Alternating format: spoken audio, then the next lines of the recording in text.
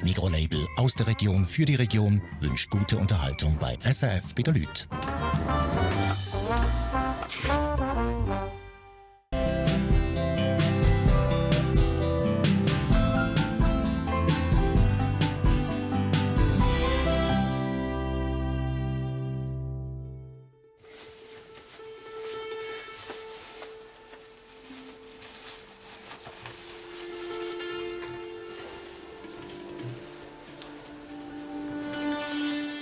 Ja, man ist schon noch ein bisschen angespannt.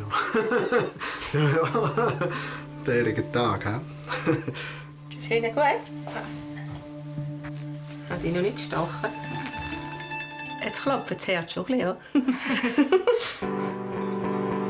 Am Fuß vom Sentis, in der mystischen Landschaft vom Appenzell, gut versteckt hinter den Hügeln, liegt Schwelbrunn, die höchste Gemeinde von Appenzell-Ausserrhoden.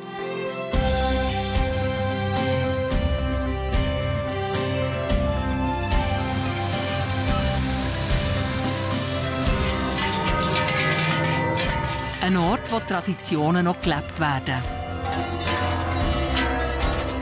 Das muss man selber erleben, das kann man nicht so recht beschreiben. Es ist die Heimat von 1500 Einwohnern.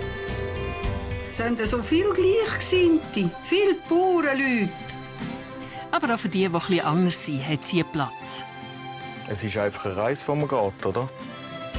Hier ist man füreinander da. Tschüss, danke. Ich denke, je kleiner das ein Dorf ist, desto spezieller ist das Dorfleben. Das ist SRF bei den Leuten, unser Dorf Schwelbrunn.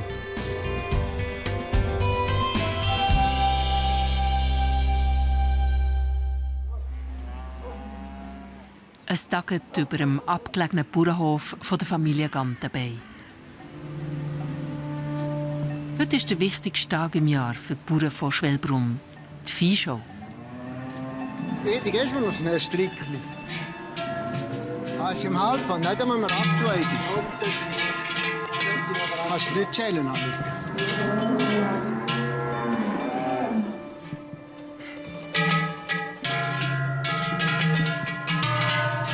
Die Kühe gehören für Edi Gantenbein fast ein bisschen zur Familie.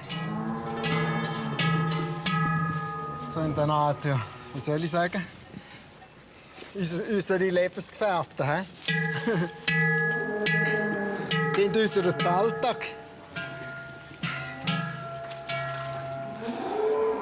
Ja, schon, sind schon. Es gibt schon Beziehungen. Ja, man hat ja als klein auf, oder? Wenn man züchtet selber auf und dann gibt man es zahlt. Und dann hat man schon eine Beziehung. Ja. Oh.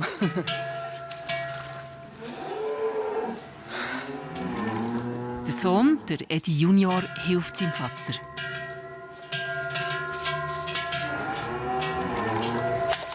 Sie sind wieder dreckig, bis wir da oben sind. Ein bisschen.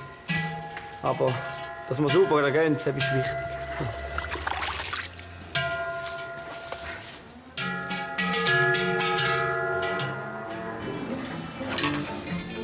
Würdest du irgendwie auch noch ein bisschen Fallen machen hier in Schwelbrunn? Also da ist ja irgendwie vielleicht auch ein bisschen ein Stolz, den jeder Bauer hat. Sonst könnte man ja daheim bleiben, müsste da nicht auf sich nehmen. Die Kühe sind sich nicht gewöhnt, auf der Straße zu laufen. Darum haben sie es brisant. Ja, die laufen schon, die mögen es schon. Ja, und nachher geht es nur aufwärts und besser schon.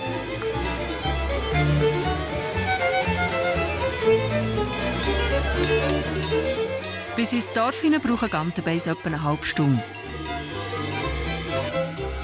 Neben der Familie sind auch noch Bekannte dabei, die helfen.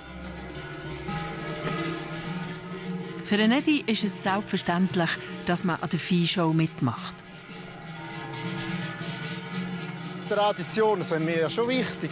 Oder auch die ganze Familie. Wir leben das ganze Jahr durch. Ja, also einfach, was so zum Alltag gehört und passt. Jetzt geht es bergauf. Schwelbrunn liegt auf dem Hügel. Darum sind die Kühe endlich ein bisschen langsamer.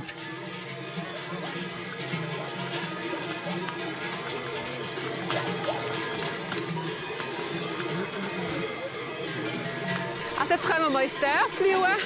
Schwelbrunn, das ist das schönste Dörfli, weit und breit. Also hat noch mehr schöne Appenzeller Dörfli oder andere auch. Aber mir gefällt es hier oben. Im Dorf oben ist richtig Betrieb. Viele Bauern sind schon angekommen. Ihr Weg geht durchs Zentrum zum Viehschauplatz.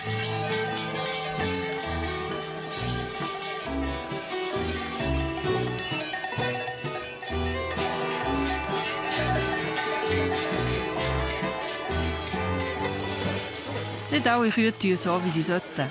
Ob Edi seine problemlos durch das Dorf durchkommen, kommt dann noch aus.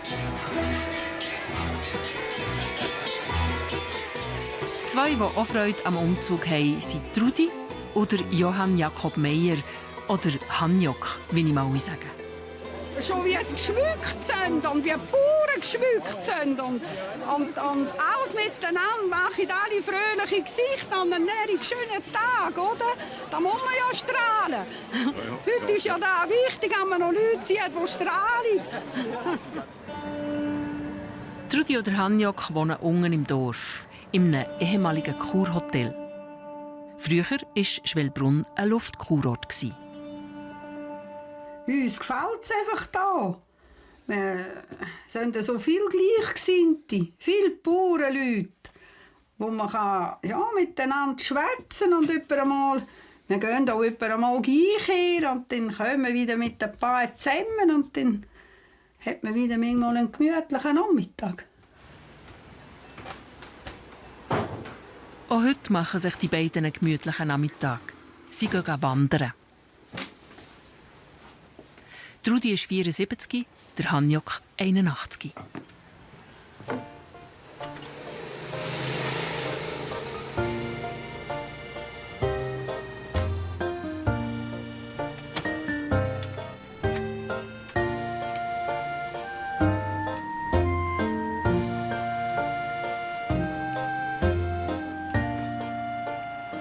Ja, ist noch mal so selbstverständlich in unserem Alter.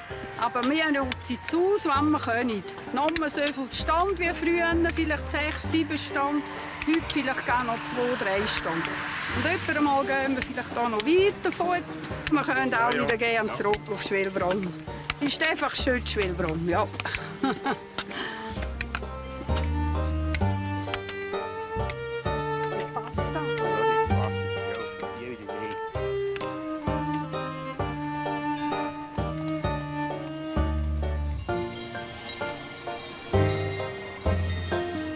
Der Weg geht am ehemaligen Hof der beiden vorbei. Der Hanjok ist hier aufgewachsen.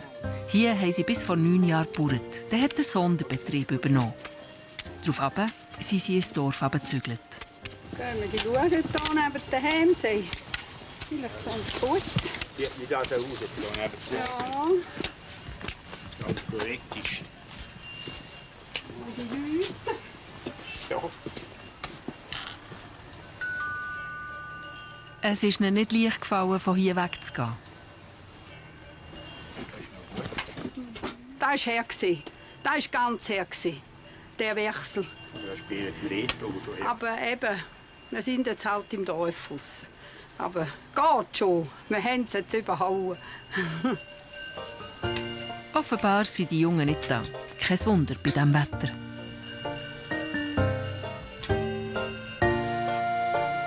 Es geht auf einen der vielen Aussichtspunkte oberhalb des Dorf.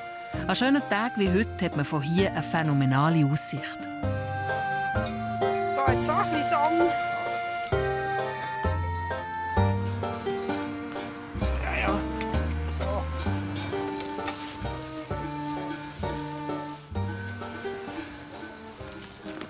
Ja, das ist schön. Siehst du die Fenner? Der Höchkasten. Ja, du. Der Schöfler und der Sentis. Die ist schon wieder das Hütchen. Ja, Kruberg-Bäli fahren gerade auch wieder ruhe. Ja. Die beiden haben sich vor über 50 Jahren zu Recht doppelt lernen kennen. Ein Dorf nicht weit weg von Schwellbrunn. Trudi hat die Lehre als Damenschneiderin gemacht und der Hanjok hat auf dem Hof nebendran gebaut. Dann hatte der Hanjok einmal auch eine Muttersau. Die Muttersau hatte jede einen Namen. Aber Dann hat man einen Namen gegeben. Ja. Mit deinem Vater. Und da hat eben meinem Vater haben sie nicht gewusst, was für einen Namen er soll geben. Und da hat mein Vater gesagt, ja, wir sagen ihr gerade Trudi. Und da hat er halt schon eine Sau im Stall. Ja. Da ist ein Samstag, hat er eben einen Sau im Stall, der Trudi Käse hat. Er schon eine Trudi bei ihm. Ja, ja. Und dann ist mit Trachtengruppe miteinander. Und dann hat er Sand gegeben. Und mal hat man dann einmal geheiratet. Ja, ja, so ist es verlaufen.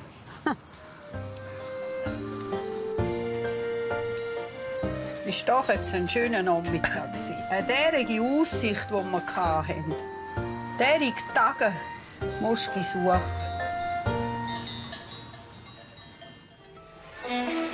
Wieder zurück bei der Viehshow.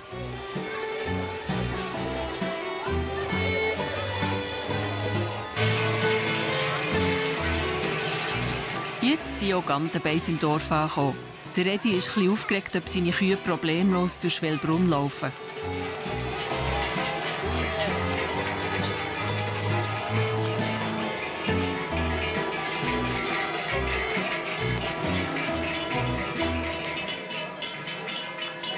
Ja, ist schon noch speziell, so viele Leute. So einen schönen Morgen, so viele Leute.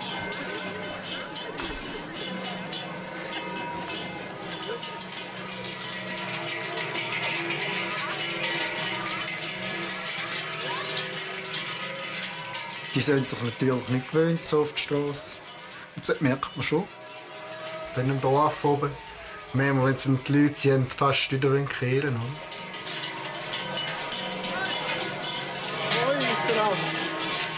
Kein Problem. Zumindest einmal durchs Dorf geht alles glatt.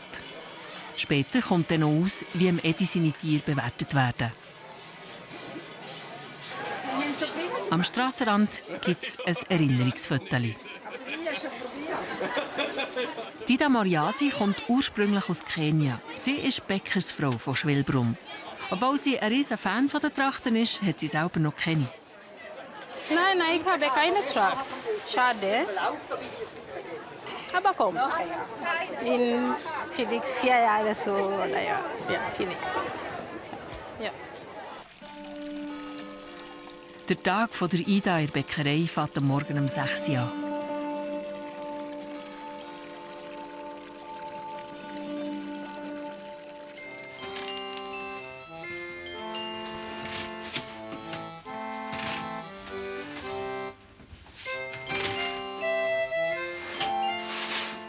Jeder Tag ist für Dida Moriasi eine Herausforderung.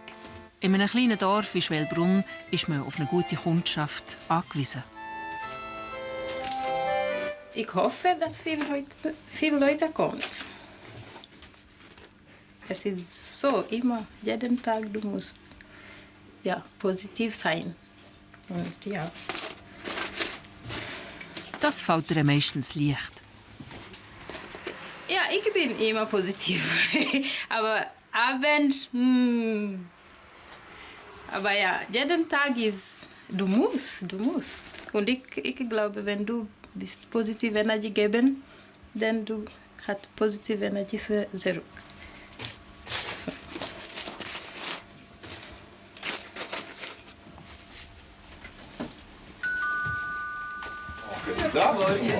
Okay. Wie geht's? Danke gut. Ja. Selber? Ich auch. Schon geschlafen. Wunderbar. Okay. Wenn du morgen also aufgestellt bist, ist das super. Danke. Ja. Danke. Danke. Bitte. Gut. Schönen Tag. Ja, Glück auf. Ciao, Ja, bei der Ida ist noch ein bisschen mehr als Brot holen. Man kann einfach noch ein bisschen schwätzen mit ihr und wir haben es manchmal noch lustig. Ja, weil sie lachen und ja, sie weiss etwas und ich weiss etwas und wohl ist also ein Schuss zu ihr in den Laden gehen. Hinten in der Bachstube ist der Mann von der Ida, der Richi. Er ist in Kanada aufgewachsen. Er und Ida haben in Kenia zusammen gearbeitet und sich dort kennen. Seit knapp 2 Jahren pachten sie die Bäckerei zu Schwelbrunn.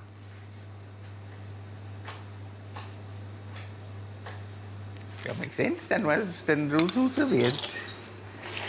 Wie dann das 2. und 3. Jahr ist. Dann hat man wenigstens auch Haltspunkte, wo man dann entscheiden kann, ob wir weitermachen oder ob wir allenfalls noch etwas anderes suchen. Aber ihnen gefällt es mittlerweile. und Schwelbrunnen lieben sie. Hi, Leon. Hi. Oh, danke vielmals. Super. Danke. Hast du das selber? Also nicht alles. Ah, mit Mami auch? Jawohl. Ah, danke vielmals. Magst du Gutzli? Danke. Bitte, danke. Noch vor 2 Jahren konnte Dida kaum Deutsch können. Sie hat die Sprache aber dank der Kunden schnell gelernt. Sie ist nicht für mich allein. Ja, nicht für dich. Ich hoffe, ich komme auch noch ein Stück.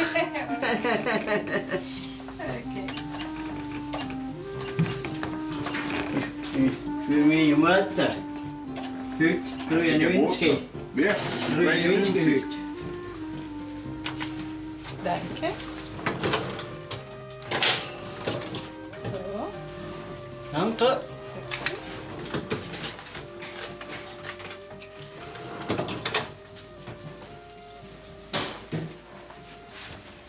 Ich habe noch die Besuch am Nachmittag. So, das ist von deiner Mutter. Das von der Bäckerei. Ist gut.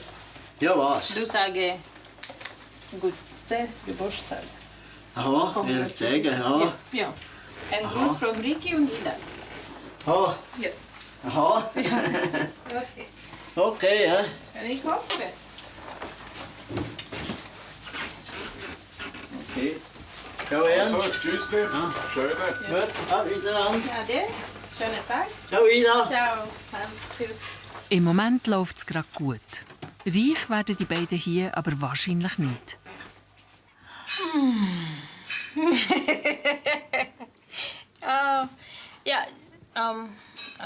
Vor Leben, aber nicht like, du kannst nicht Ferien haben zweimal. Kennst du? Hi, Cook. Hallo, Ida.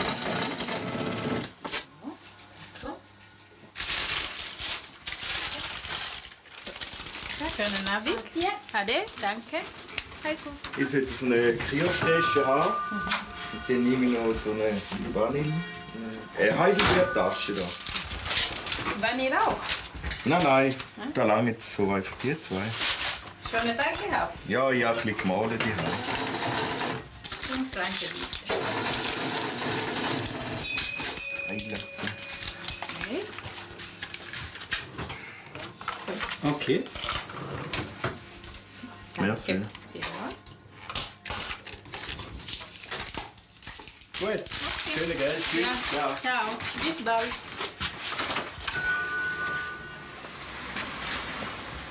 Der Matthias Krucker oder Cook, wie ihn alle sagen, kommt fast jeden Tag in die Bäckerei. Ihn kennt man nicht zuletzt wegen seinem besonderen Auto.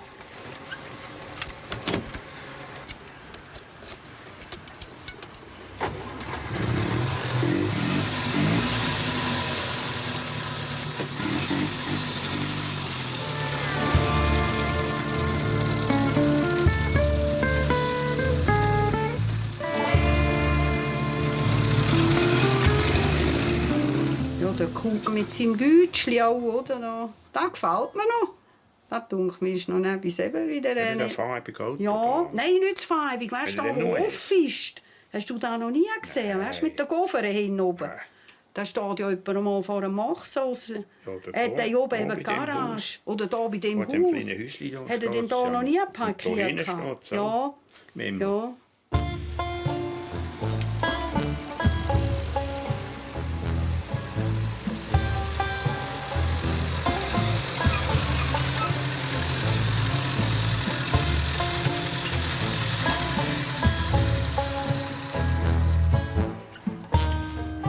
Nicht nur um Cook sein Auto, auch sein Haus, die Villa Sommertal, fällt auf und gibt etwa die zu reden im Dorf.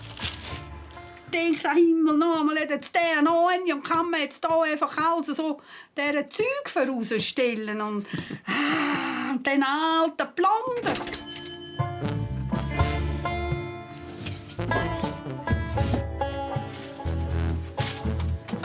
In einem leeren Haus könnte ich nicht wohnen. Das ist ja wie im Wald ohne Bäume. Das geht doch nicht. Der Kuck ist Kunstmaler und Sammler. Die Leidenschaft für besondere Gegenstände hat ihn schon früh gepackt.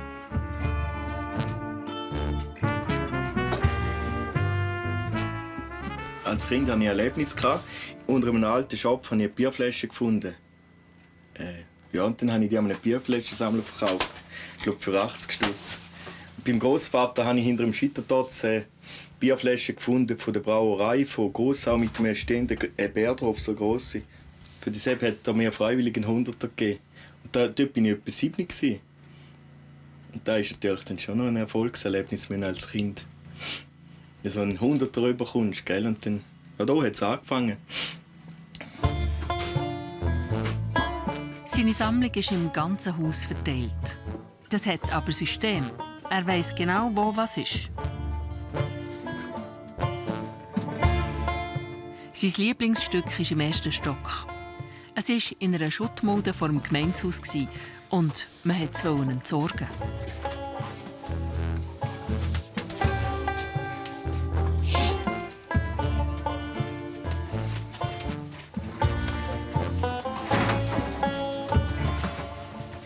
Es waren noch 3 Leute dort, der andere dort, und haben gesagt, guck, du nimmst wieder jeden Scheissdreck mit heim, oder? Und die haben natürlich dann schon gewusst, was das ist, oder?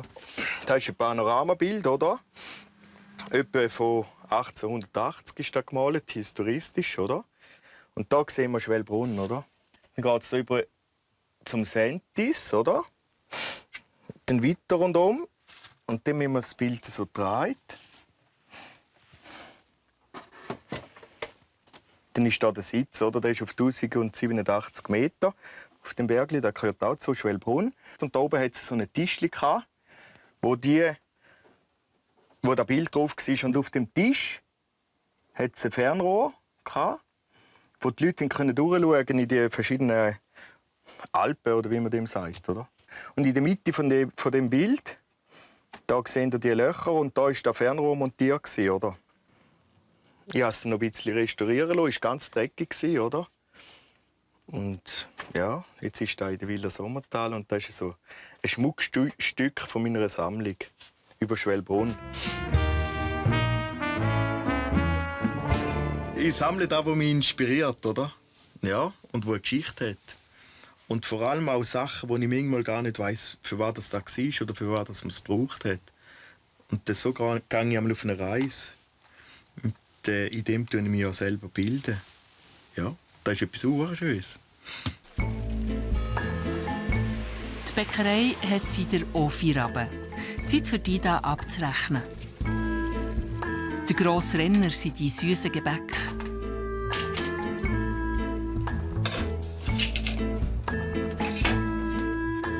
Mit dem Verkauf vom Resten ist sie heute aber nicht so zufrieden. I have a lot left. Ich habe viel.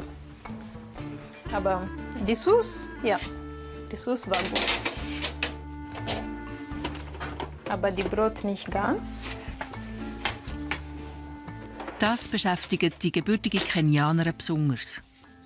Wenn du denkst, wie viele Leute hast kein Essen, und dann du musst alles diese weg, dann du denkst, okay, vielleicht.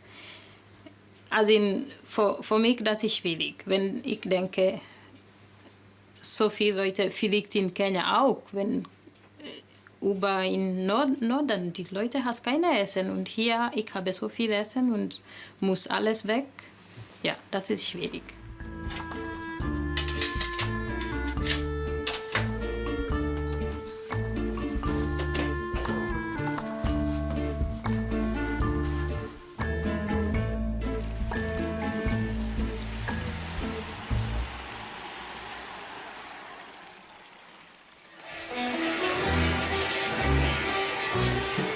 Wir sind wieder zurück am Tag der Viehshow.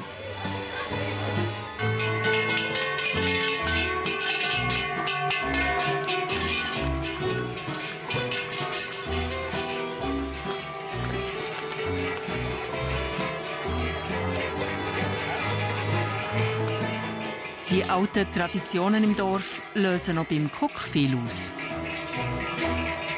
habe mega so tiefe Gefühle, weißt, wenn du die Glocke hörst, die Schellen, die Bauern siehst, ist ein gewisser Stolz da, oder? Dass es das überhaupt gibt.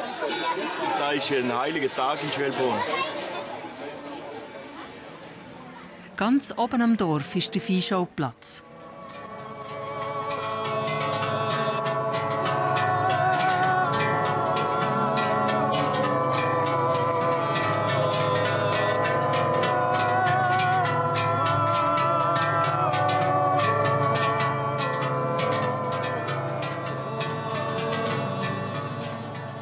Der Redigan dabei ist auch angekommen. Jetzt heisst es Kühe einfahren. Es müssen nicht unbedingt die eigenen sein.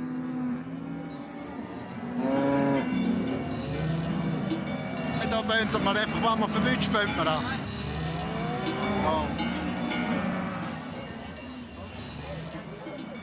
Ja, also ich würde sagen, wir haben es hier in Schwelbrunn oben schon unter den Bauern wirklich einen schönen Zusammenhang. Und eben heute speziell. Da helfst du einander, beim Mann, Bönden schon beim Kommen. Also ich denke, beim Bauern ist es halt vielleicht schon noch ein bisschen mehr, bist vielleicht schon noch mehr aufeinander angewiesen. Du kannst nicht so einen Einzelkämpfer sehen, dann kommst du nicht so weit.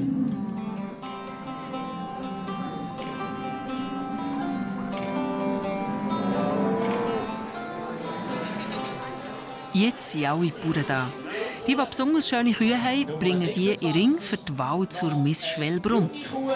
Eine Kuh, die sich noch entwickeln kann. Sie ist zwar schon sehr gut entwickelt, sie gefällt mir speziell gut mit ihrem Becken. Sie hat ein breites Becken, ein langes Becken und ist sehr ideal auch in der Lage. Und sie steht auf speziell einem guten Fundament. Die anderen Kühe gefallen mir auch noch ein bisschen besser. Die Länge, der Mittelleib ist noch eine Idee länger. Aber wir müssen da wirklich wissen, es ist da sehr, sehr... Das Jahr hat Redi keine, die er zur Misswahl antreten könnte. Nein, wir haben da noch so mittlere Kühe. Medi ist das aber gar nicht so wichtig. Außerdem werden die sich nicht zum Topmodel eignen, dann auch noch bewertet. Wir wollen ja nicht alle Siegertypen sehen, oder? Man kann auch Freude haben an der Sache und am Brauchtum. Und man hat auch, eine hat man auch ein bisschen weiter vorne. Das freut einem ja auch, oder? Ein Höhepunkt sind jedes Jahr die Auftritte der Jungzüchter und Jungzüchterinnen.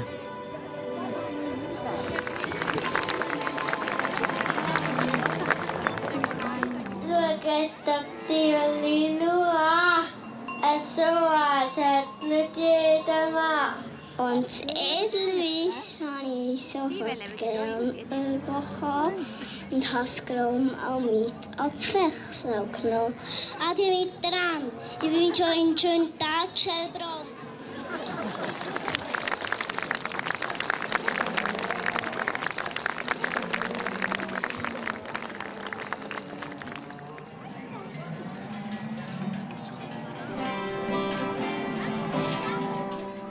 Neben dem Ring bewerten die Experten die anderen Kühe.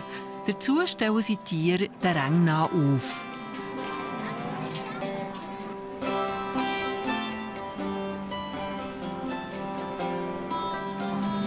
Und dann ist es schon Zeit zum Heimgehen. Die Familie Gantenbein und Redi sind zufrieden.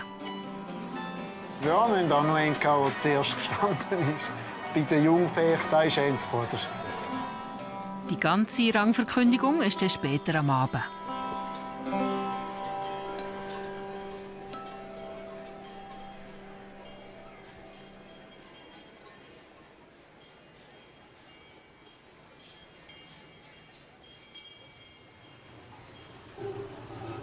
Am Abend sind die Schwelbrunner schon wieder unterwegs. Wer feiern will, ist heute im Ochsen.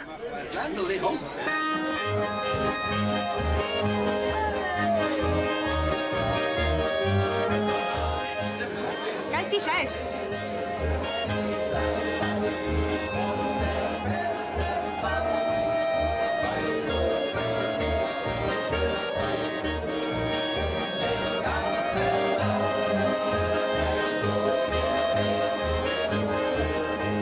Dreimal Rücken. Nein, zweimal.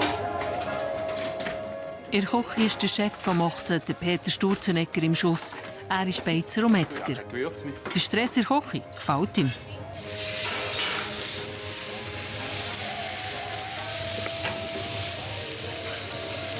Wie lange geht es noch so?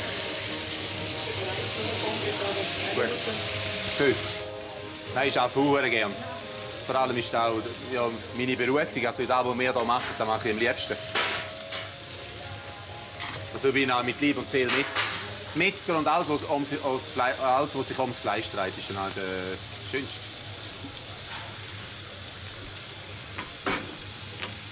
Und wenn man den Erfolg sieht und die zufriedenen Leute, und ja, man will noch mehr.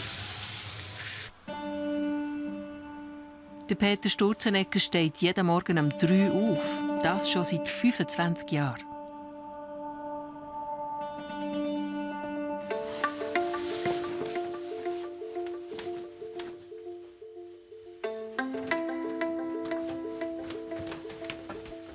Es gibt keinen Morgen, wo es mir Mühe macht. Im Gegenteil, also ich stehe auch gerne auf. Ich gehe dafür am Abend auch gerne ins Bett.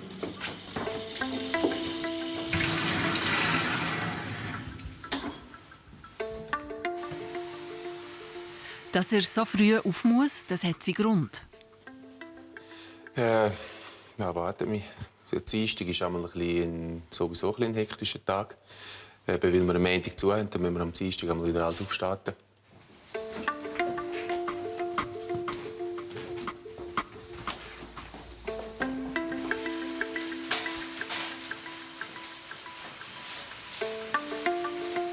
Der Laden geht um 7 Uhr auf und wir schauen, dass wir die Sachen temporär können.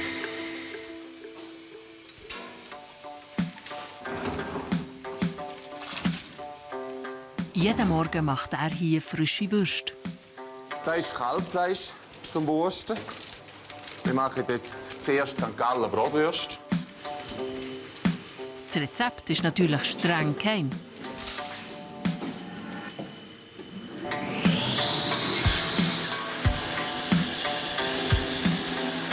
Das ist meine Rezeptur. Wir machen es alle nach dem natürlich. Unterstützt wird der Peter vom Stift Linus.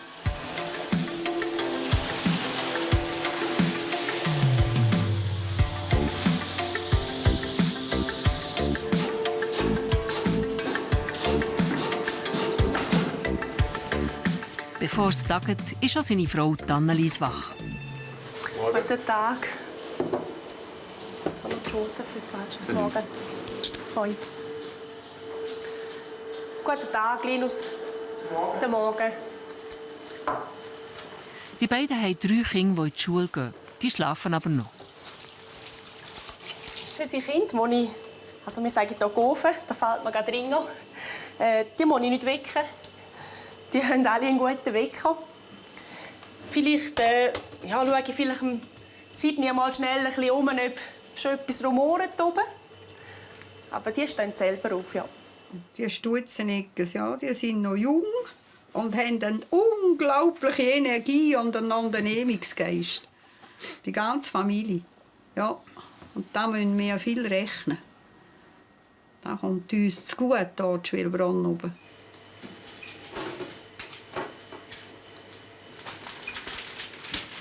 Ich weiss nicht, warum ich immer Metzger lernen wollte. Ja, mich gerne nichts anderes interessiert. Und ich glaube eben auch, ich könnte gerne nichts anderes. Also handwerklich bin ich absolut nicht begabt.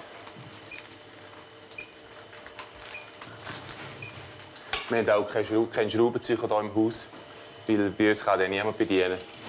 Obwohl, stimmt das so nicht. Also, wenn dann jemand, dann ich.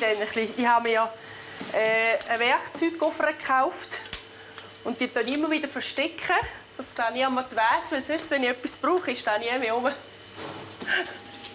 Der Versteck verrate ich jetzt gerade nicht. Der Peter kommt aus einer richtigen Metzger-Dynastie. Ja, der Großvater war schon Metzger und der Vater. Und etwa 3 Brüder vom Vater. Und mein Bruder ist auch Metzger. Und unser Junge, der Ueli, der Älteste, geht nächstes Jahr in die Metzgerstiftung. Zieht sich ein bisschen durch. Cousin und Onkel habe ich natürlich auch einen Metzgersöhne.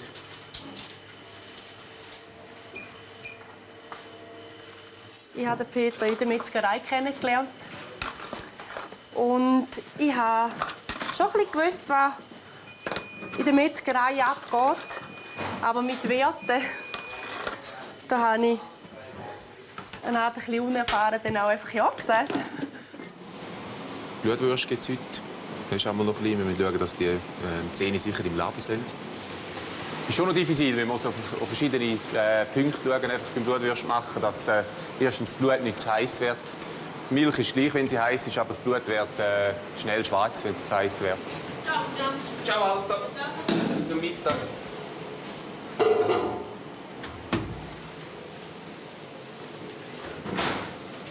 Für die Blutwürste gibt es noch Unterstützung vom Vater, vom Peter, bekanntlich ja auch Metzger. Die Zeit drängt. Schon gleich sollten die Würste bereit im Laden sein. Nein.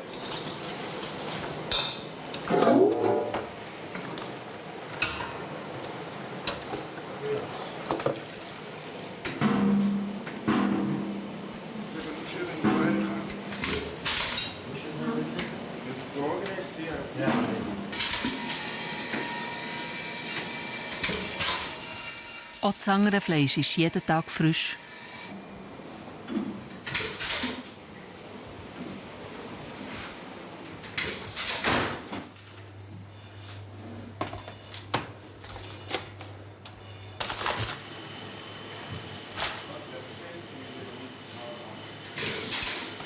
Wir sind im Zeitplan. Wir müssen einfach dranbleiben.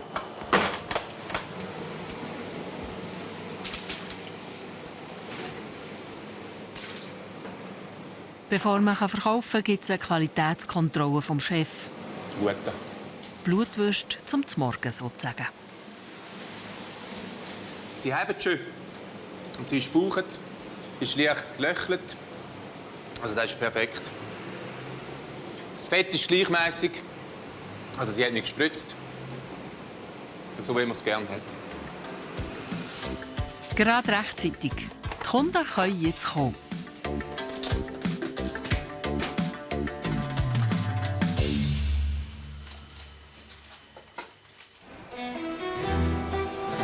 Zurück am Abend der Viehshow.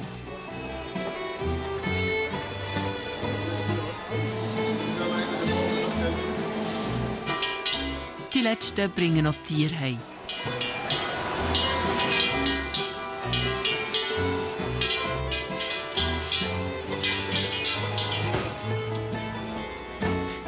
Die Bauern treffen sich oben im Dorf in der Harmonie.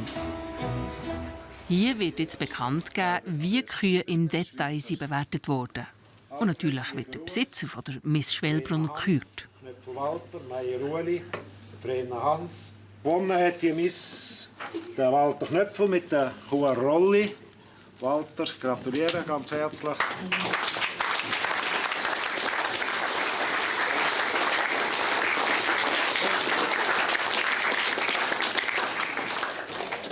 Auch der Edi Gantenbein ist schon rundum zufrieden. Heute war ein schöner Tag wieder. Und morgen ist ja speziell schön. Bis so gehst du heim und da nur die ganze Familie und alles fair und sauber geputzt. Das ist schon schön. Im Ochsen unten im Dorf ist wieder eine riesige Party im Gang. Eben, so geht man zu Schwelbrunn in Ausgang.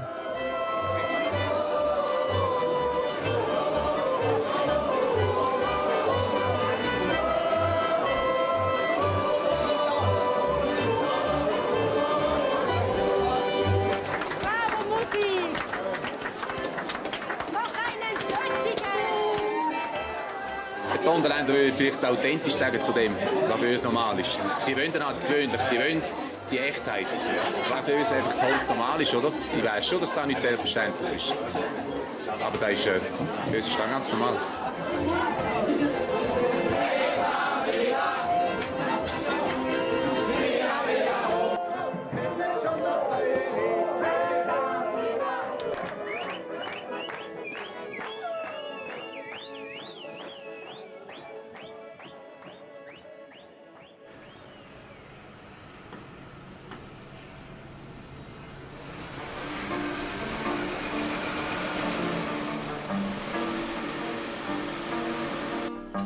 Am nächsten Morgen nach der Viehshow. Es ist noch früh.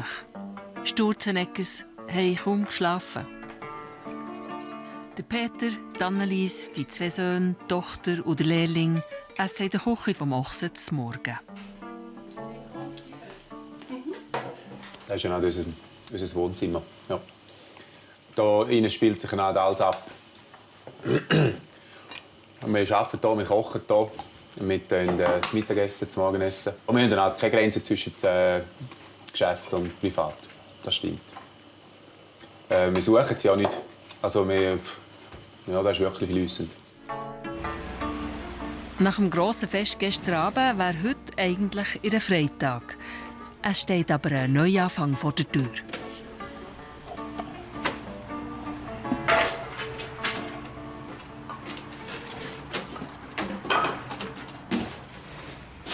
Wir fangen jetzt an, Säle machen. Zuerst muss die Bestuhlung raus, dass wir das Zeug abreißen können. Salt.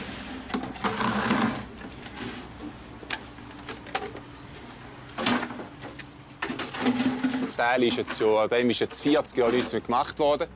Wir haben vor 13 Jahren haben wir einmal eine neue Decke gemacht. Und seitdem ist auch nichts mehr gemacht worden.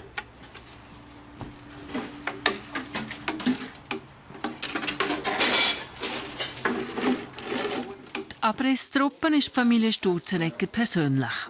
Ihr könnt schon bremsen, wenn es wird. Wir schauen ein bisschen. Ein bisschen Schiss.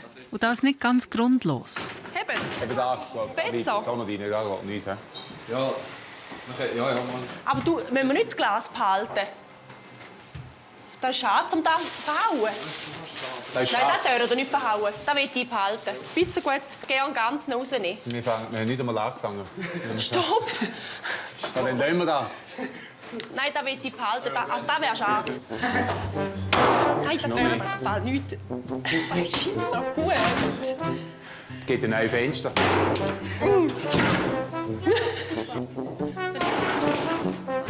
Jetzt kannst du einfach...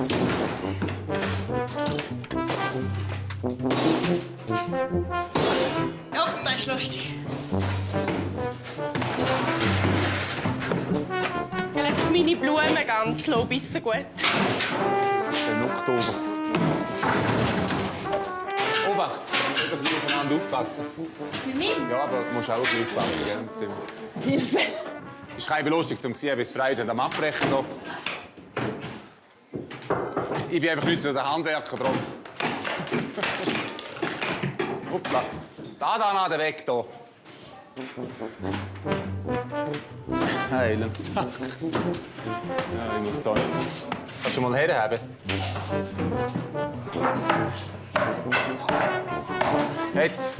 Machst du? Ja. Geht's? Hoppla. Die Schiebetür ist widerspenstig. Eine Sache.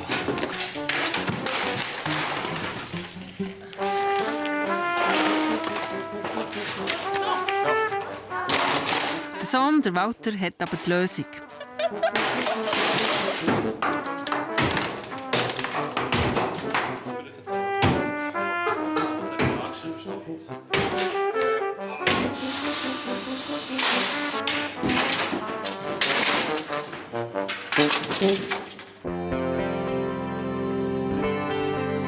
Das kaufe ich an. Das nächste Mal geht der Künstler und Sammler Cook auf Schnäppeljagd. Da verkaufe ich dann wieder.